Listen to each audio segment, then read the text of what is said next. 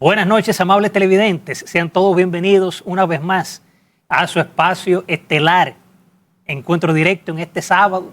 Las gracias a Dios por permitirnos estar nuevamente con todos ustedes. En el encuentro de esta semana tenemos muchísimos temas de interés que tuvieron ahí un rol protagónico. En la entrevista estelar nos acompañará el profesor Iván Gatón, académico, catedrático, y es experto en temas internacionales. Abordaremos con él muchos temas de interés. Buenas noches, Karina. Buenas noches, Ramón, y a toda nuestra audiencia en este encuentro directo, conociendo todo lo que ha generado noticias en el país y el resto del mundo. Esta semana en República Dominicana se ha dado el tiro de gracia al ya quebrado sistema de partidos políticos con la sentencia del Tribunal Constitucional que abre la posibilidad de las candidaturas independientes. De inmediato, el Partido de la Liberación Dominicana hace un llamado a la Junta Central Electoral para que haya una audiencia y ver la sentencia en cuestión, aunque lo que está a ojos vista no necesita interpretación.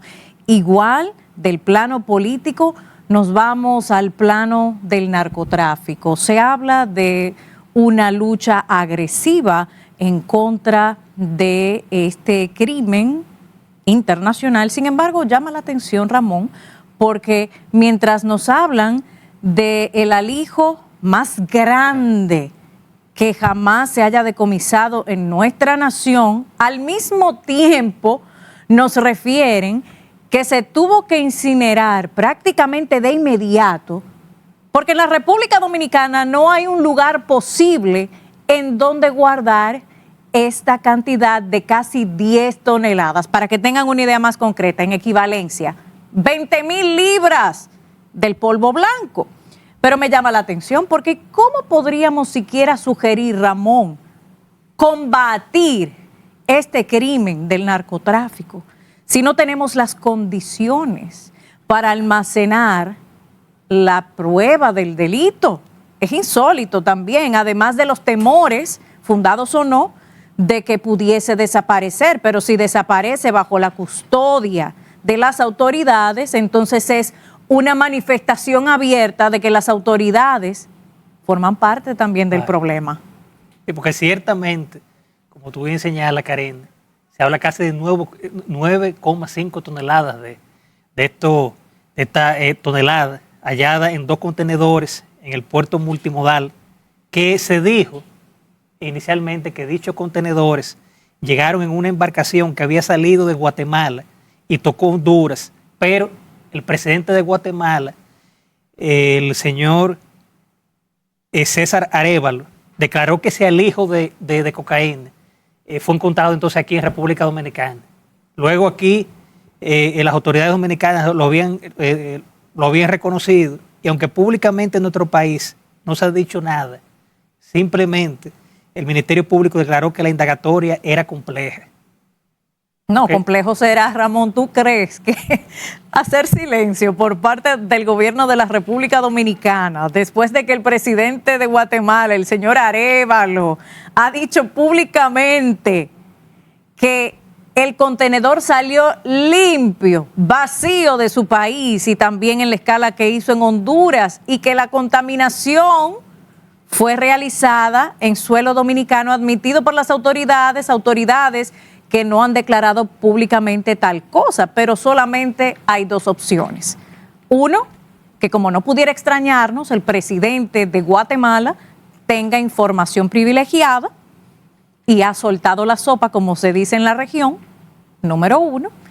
Número 2, tampoco podría extrañarnos porque eventualmente se espera que, de ser cierto, simplemente esta información trascienda próximamente.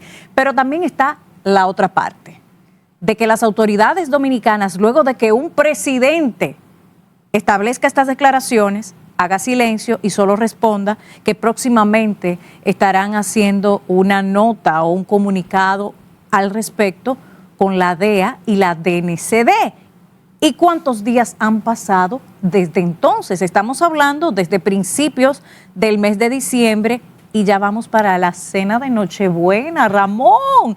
Y se han suscitado una serie de elementos precisamente porque el que calla, otorga. Exacto. Mira, por otra parte, Karen, en esta semana, Participación Ciudadana presentó lo que es su balance del año 2024, pero ellos destacan principalmente que cuestionan la ralentización de los casos de corrupción en el país, que ellos dicen que lo que se evidencia en la poca acción de los organismos llamados a ejercer la función de control, como la Cámara de Cuentas, Dirección de Ética, Congreso Nacional y la Contraloría General. Y yo creo que en el caso de la Cámara de Cuentas es evidente, porque eso,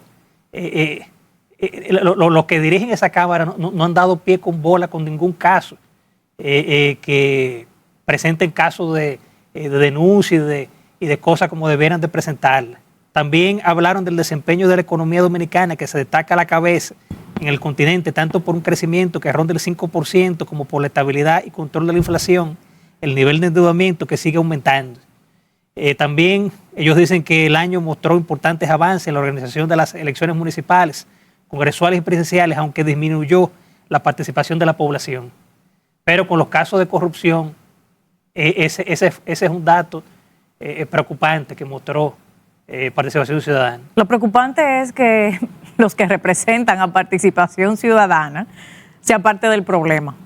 Y esto así porque sabemos que representan intereses y no necesariamente nacionales. Obviamente que cuando se generan conflictos sabemos a qué parte tienden, en este caso los Estados Unidos.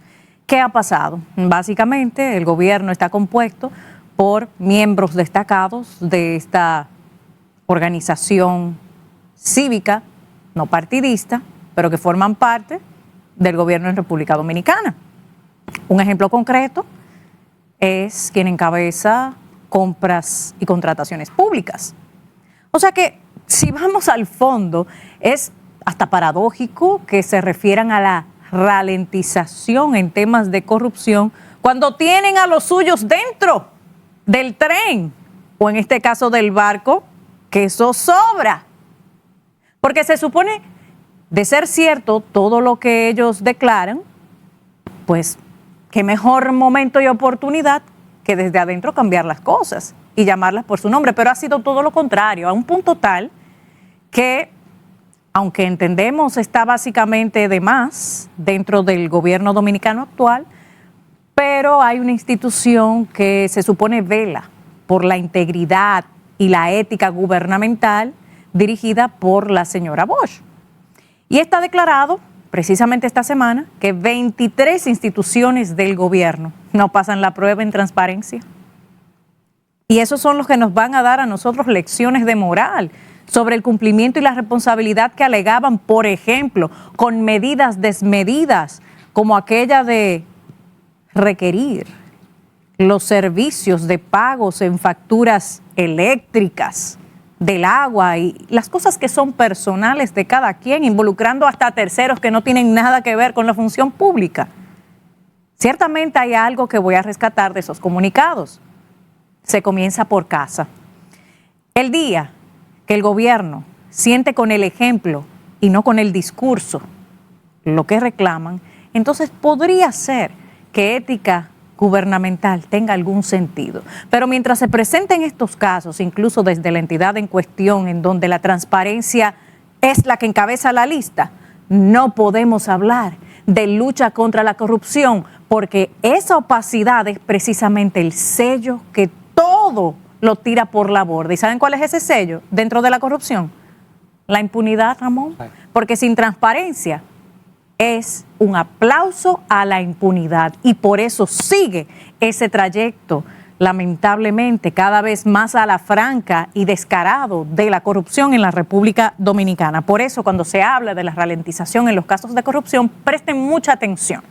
Demasiados casos sonoros, sobre todo con esa exploración en el mundo animal, Ramón. Nos llevan desde los mares con medusa, antipulpo, son temas acuáticos. Sí, nos van subacuáticamente anestesiando para entretenernos con estos nombres pegajosos de forma tal que retiremos del ojo público los nombres que deberían ser sonoros. ¿Y cuáles son esos nombres? los que figuran en los expedientes en cuestión. Aquellos con los que el Ministerio Público hace acuerdos a puertas cerradas, a expensas del dinero sustraído del Estado que corresponde al pueblo dominicano. ¿Y saben lo que hacen también en esos acuerdos privados, con fondos públicos? Que le dan la posibilidad a estos delincuentes de cuello blanco, o sea, los corruptos o villanos preferidos, de que el gobierno, a quienes ellos defraudaron, les dé contratas para ellos resarcir lo robado al mismo gobierno que le está dando el trabajo para pagar. Esto es insólito. Ralentización de los casos de corrupción. Es que no hay casos de corrupción. Y lo que no se dice no existe. Vincule esto con la más reciente medida de la Suprema Corte de Justicia para supuesta protección de datos privados de los imputados en los procesos, como si ya no existiera el Código Procesal Penal y las leyes adjetivas para regular esta materia. No, aquí lo que se busca es que cuando estos casos que deben de ser señalados, usted lo identifique como CHZ, sustrajo 800 millones. Claro, como usted no sabe quién es, usted pasa la página y lo que no se dice no existe. Nos vamos, Karina, a una pausa comercial y en breve volvemos con el segundo bloque de comentarios, que aún nos quedan muchos temas de interés.